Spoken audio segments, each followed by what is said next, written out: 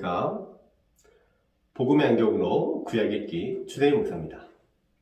오늘은 제6강 시편에서 찾은 복음이라는 주제로 함께 하나님의 말씀을 살펴보겠습니다. 먼저 기도로 시작하겠습니다. 살아계신 하나님 아버지, 이 시간 또 하나님의 말씀을 함께 살펴보고자 합니다. 시편에서 나타난 복음을 만나게 하시고 우리를 사랑하시며 또 우리를 살리시는 예수 그리스도의 놀라운 복음을 느끼고 경험할 수 있는 귀하고 복된 시간 될 수 있도록 인도하여 주옵소서.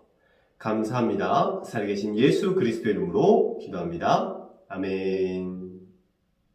시편은 지금으로 생각하면 찬송가 가사라고 생각할 수 있습니다. 하나님은 우리에게 말씀을 전해주실 때 이야기 형식으로 전해주시기도 하고 때로는 역사적인 기록으로 말씀해 주시기도 합니다.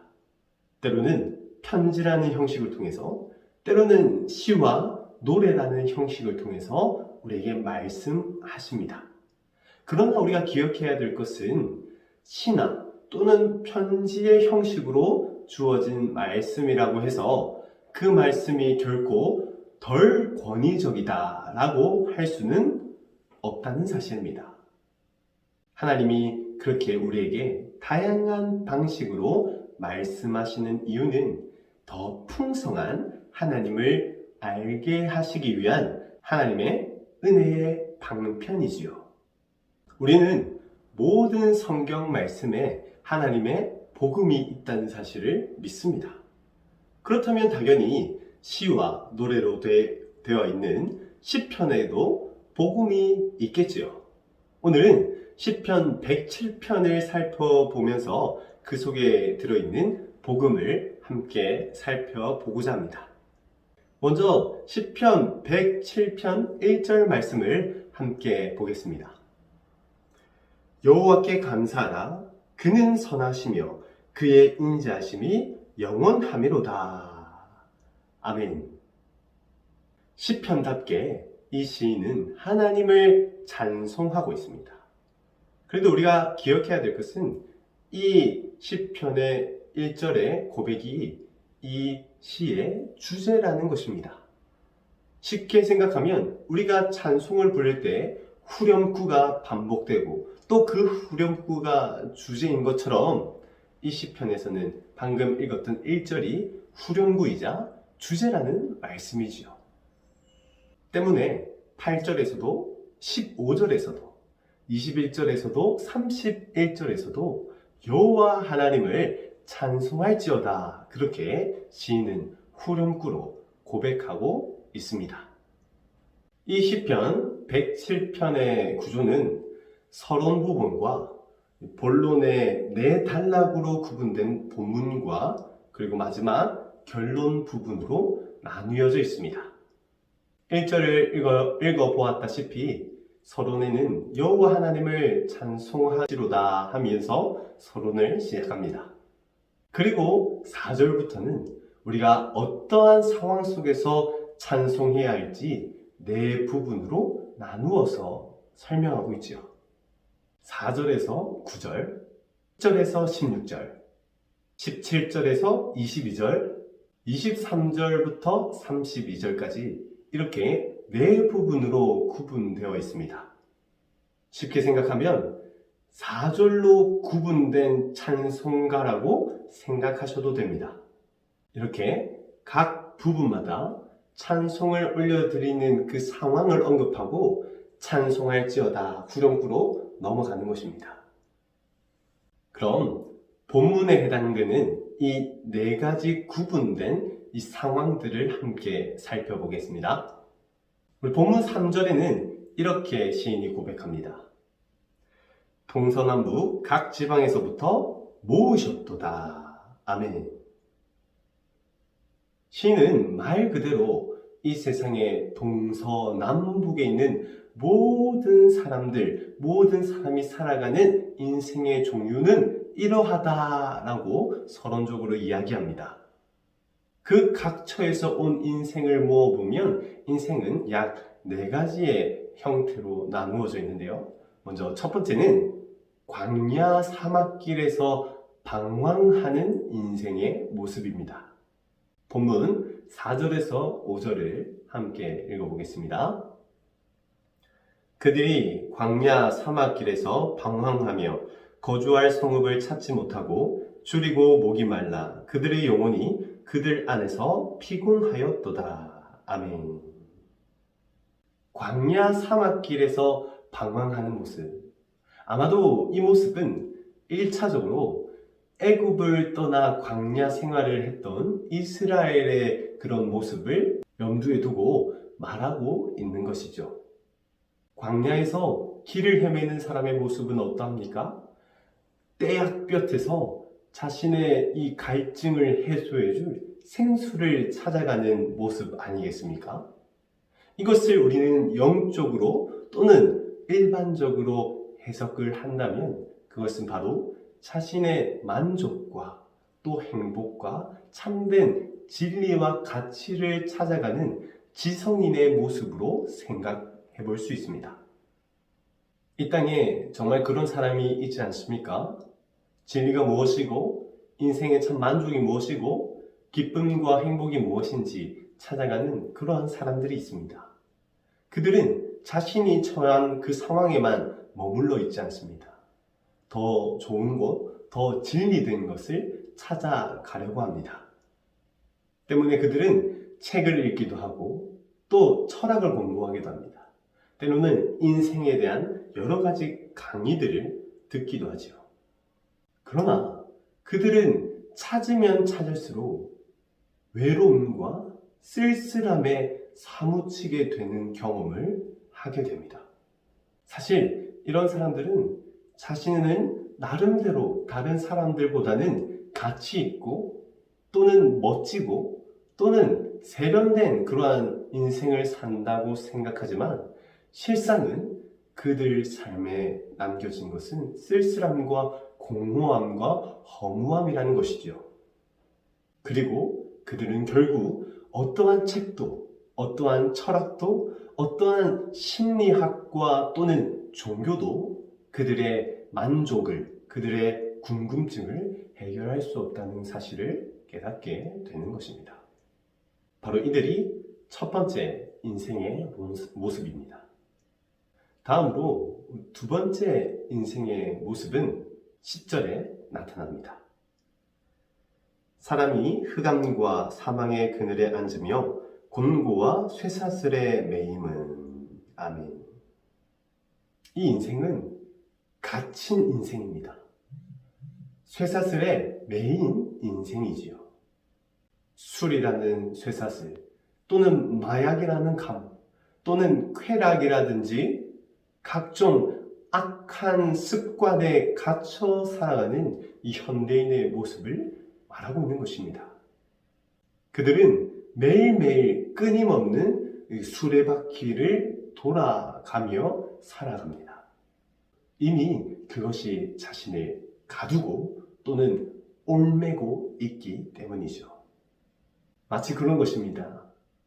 하루가 속상하여서 술을 먹으니 더 속상한 것이 생각나고 그래서 더 술을 먹고 계속해서 술을 먹게 되는 그러한 알코올 중독자가 되는 인생이 바로 그러한 인생이 되는 것이죠. 이 악한 습관에 또는 악한 영향력에 갇혀 또는 매여 살아가는 인생 역시 쓸쓸함과 외로움과 무기력한 결말을 가지게 됩니다. 세 번째로 나타나는 인생은 바로 18절에 그 증상이 나타납니다. 그들은 그들의 모든 음식을 싫어하게 되어 사망의 문에 이르렀도다. 아멘. 그들은 병상에 누운 환자와 같은 모습으로 인생을 살아가는 사람들입니다. 이들은 인생의 참 진리가 무엇인지 탐구하거나 찾지 않습니다. 또 특정한 죄나 습관에 매여서 살아가는 사람들도 아니죠. 이들은 그냥 천천히 초췌한 모습으로 무기력하게 점점 죽음을 향하여 걸어가는 사람들입니다. 어쩌면 가장 일반적인 우리 인생의 모습인지 모르겠습니다. 그들은 그냥 매일매일 다른 사람들이 살아가는 방식처럼 그냥 살아갑니다. 좋은 대학을 꿈꾸며 또는 좋은 직장을 꿈꾸며 또는 더 좋은 집과 더 좋은 차를 꿈꾸며 그렇게 매일매일을 살아가는 사람들이죠. 그러나 그렇게 좋은 대학, 좋은 직장, 좋은 차, 좋은 집을 꿈꾸며 살다가 그것이 결국 자신의 참 만족이 되지 못한다는 실망감과 좌절과 또는 허무감을 느낀 사람들이 바로 이러한 사람들입니다. 그들에게는 그 어떤 다른 희망이나 소망이 있지 않습니다. 그냥 매일매일 병상에 누워 죽음을 기다리는 사람처럼 살아가는 것이죠. 이들은 죄의 사슬에 매여서 악한 인생을 살아가는 것은 아니지만 여전히 무기력함과 또는 허무함을 또 쓸쓸함을 가지고 살아갑니다. 마지막 네 번째 인생은 25절부터 26절에 등장합니다. 광풍이 일어나 바다의 물결을 일으키는도다. 그들이 하늘로 솟구쳤다가 깊은 곳으로 내려가나니 그 위험 때문에 그들의 영혼이 녹는도다. 아멘. 이 인생은 풍랑 가운데 사는 인생입니다. 영혼이 녹는다고 표현할 만큼 거센 풍파와 거센 파도로 인해서 이리 처이고 저리 치이는 그러한 고난의 인생을 뜻하는 것이죠.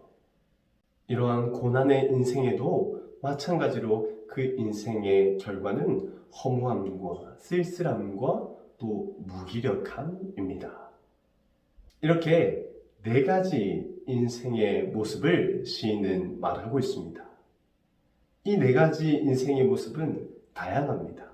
지성인도 있고 또 죄에 사로잡힌 사람들도 있고 그냥 무기력하게 누워있는 환자도 있고 온갖 풍랑이 있는 그러한 인생을 고달프게 살아가는 사람들도 있는 것이죠. 이들은 모두 다른 인생을 살아가는 것처럼 보이지만 사실은 결국 똑같은 하나의 문제를 가지고 살아갑니다. 그들의 삶의 모양이 다양했지만 그들이 결국 느끼는 마음은 쓸쓸함과 허무함과 무기력함입니다. 그 원인이 무엇이겠습니까? 저번 주에도 언급했지만 로마서 3장 23절 말씀에 모든 사람이 죄를 범하였으며 하나님의 영광에 이르지 못하더니 아멘. 결국 인생의 문제는 죄 때문이고 그 죄로 말미암아 하나님과 가까워지지 못하기 때문에 불행한 인생을 살아가게 된다. 그것이 모든 인류의 문제가 되는 것입니다. 그것은 지성인이든지 아니면 죄에 사로잡혀 있는 사람이라든지 아니면 아무 생각 없이 살아가는 사람들 또는 고난 가운데 살아가고 있는 사람들 모두에게 해당되는 것입니다. 다시 말하자면 아무리 우리의 지성으로 진리에 이르고 또 만족을 얻으려고 해도 안 된다는 것이에요. 아무리 세상적인 방법으로 부와 명예와 쾌락을 추구해서 만족을 얻고자 하여도 안 된다는 것입니다. 그냥 평범하게 그냥 그렇게 살아가도 안 되고 고난 가운데 사는 사람들도 결국에는 그 만족과 그 참 가치들을 누릴 수 없다는 사실입니다. 그런데 정말 놀라운 것은 어떤 인생을 살아가든지 여호와 하나님을 부르짖을 때에 그들의 인생에 놀라운 일이 일어난다는 사실입니다. 지성인도 죄에 매인 사람도 그냥 평범하게 그냥 무기력한 삶을 살아가는 사람도 고난에 있는 사람도 여호와 하나님을 부르짖을 때에 그들의 삶에 아주 놀라운 일이 일어난다는 것이죠. 사실 인간은 처음부터 이 창조주 하나님을 기억해야 했습니다. 창조주 하나님, 전능하신 그 하나님께 자신의 인생의 뜻을 구하고 길을 찾아야만 했었습니다. 그러나 교만하여 스스로의 지성으로 스스로의 능력으로 살 수 있다고 생각한 사람들이 결국엔 해결되지 않자 여호와 하나님을 부르짖는다는 것입니다. 그렇다면 우리 하나님은 굳이 그들을 선한 방법으로, 선한 모습으로 대해줄 필요가 없습니다. 스스로 하나님을 버리고 스스로 교만하여 자기 뜻대로 살아간 사람들이기 때문에 하나님이 못하러 그들이 뭐가 좋다고 그들을 사랑의 마음으로 대해줘야 하겠습니까?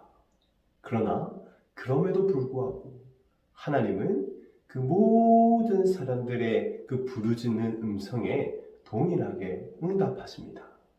아직까지 죄에 빠져 있다 하더라도, 아직까진 온전히 그 하나님께로 그 마음을 드리지 못한다 하더라도 하나님은 그저 그들이 하나님을 부르짖어 찾을 때에 그들에게 응답하시고 그들에게 나타나 하나님의 모습을 보여주신다는 것이죠.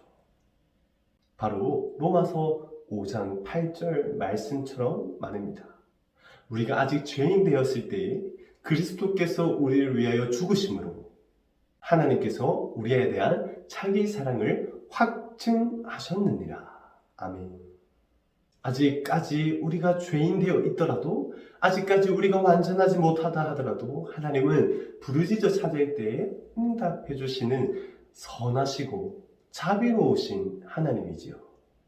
그런데 더 놀라운 것은 하나님은 그들에게, 부르짖어 찾는 그들에게 놀라운 기적과 같은 변화된 삶을 허락하신다는 것입니다. 오늘 함께 살펴본 이 네 유형의 사람들은 결국 여호와 하나님을 찾습니다. 그때 하나님은 이렇게 응답하십니다. 먼저 광야 같은 인생길에 헤매고 있는 자들에게 이렇게 응답하십니다. 7절입니다. 바른 길로 인도하사 거주할 성읍에 이르게 하셨도다. 아멘. 길을 알지 못하는 그들에게 바른 길을 알려주신다는 것입니다. 또한 죄의 종노릇하면서 죄에 묶여 또 죄에 갇혀 살아가는 인생들에게 이렇게 응답하십니다. 14절 16절입니다. 흑암과 사망의 그늘에서 인도하여 내시고 그들의 얽어맨 줄을 끊으셨도다. 그가 논문을 깨뜨리시며 쇠빗장을 꺾으셨음이로다. 그들이 묶여있는 모든 것들을 풀어주시고 그들을 가두고 있는 모든 것들을 부숴주시는 하나님을 보게 됩니다. 또한 병상에 누워 무기력한 인생을 살아가는 사람들 또는 풍랑 속에서 고난하며 살아가고 있는 그 인생들에게도 이러한 답을 주십니다. 29절부터 30절까지 말씀입니다. 광풍을 고요하게 하사 물결도 잔잔하게 하시도다.